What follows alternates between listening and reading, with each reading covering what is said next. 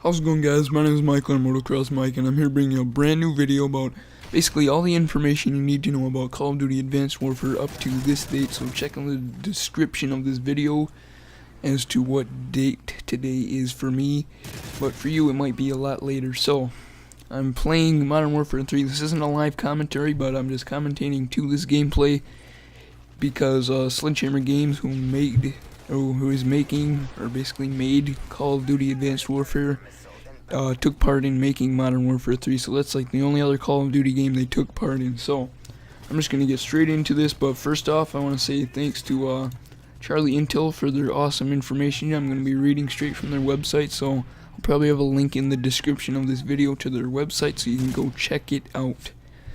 So I'm basically just going to read the official description of Call of Duty Advanced Warfare right now. So, Call of Duty Advanced Warfare, developed by Sledgehammer Games, co-developers of Modern Warfare 3, harnesses the first 3-year all-next-gen development cycle in franchise history. Call of Duty Advanced Warfare envisions the powerful battlegrounds of the future where both technology and tactic have evolved to usher in a new era of combat for the franchise.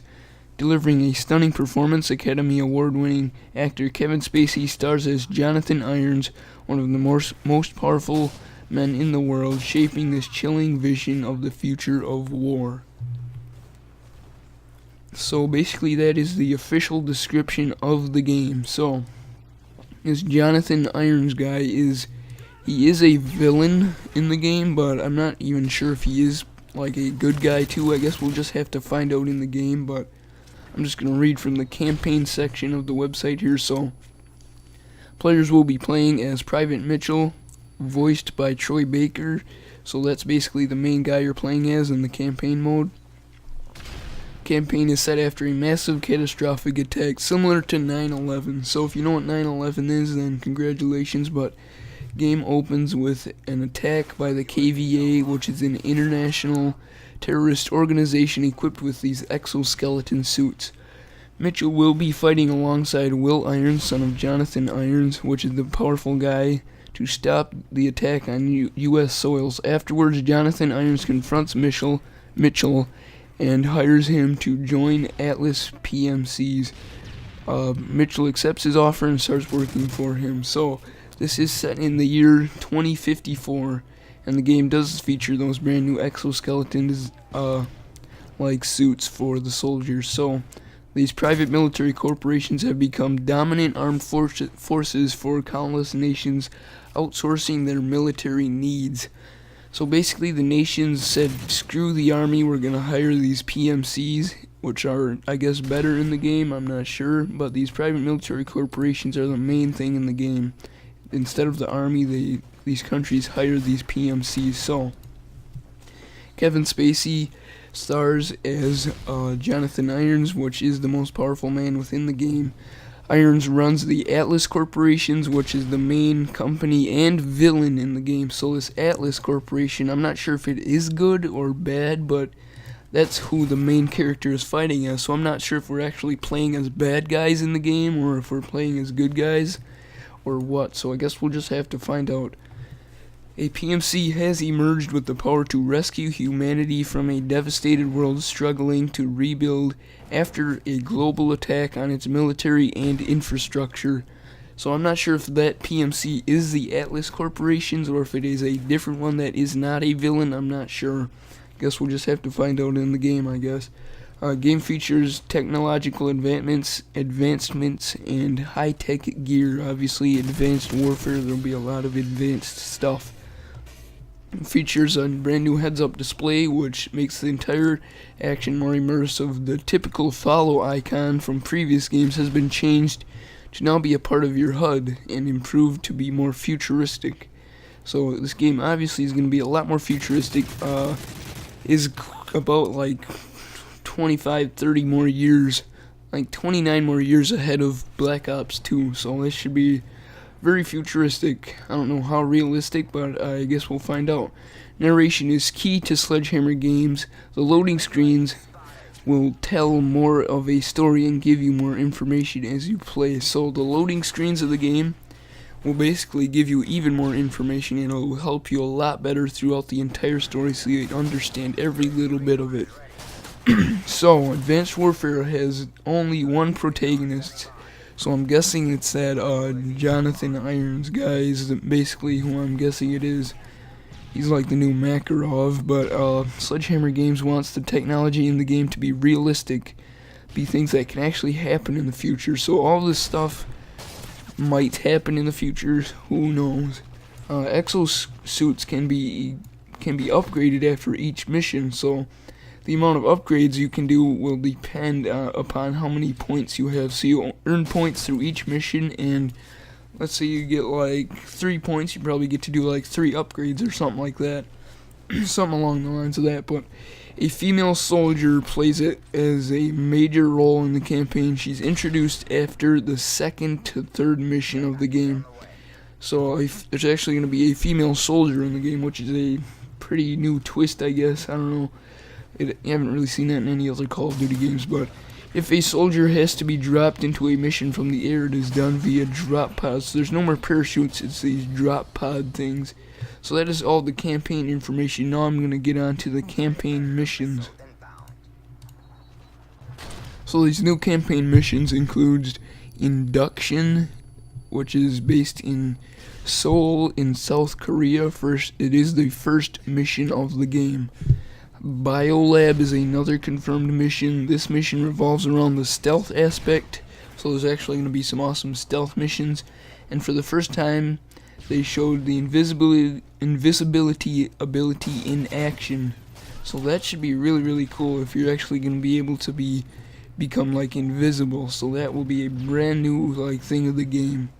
You use the invisibility to pass by a big portion of the area to remain undetected from the drones and enemies. There are times where you have to melee enemies. There's one point where you go on cloak and must hide as giant robots walk by you. So there's obviously going to be giant robots. That's another futuristic thing. So I don't know how realistic that'll be, but I guess we'll just have to find out when the game comes out. So once you get through the enemies, you meet up with 2 new squad mates and rappel down a cliffside to investigate a chemical outbreak. The heads-up display itself shows a data file about what chemicals are found and what you have to do. This section was very similar to COD 4's mission, All Gillied Up.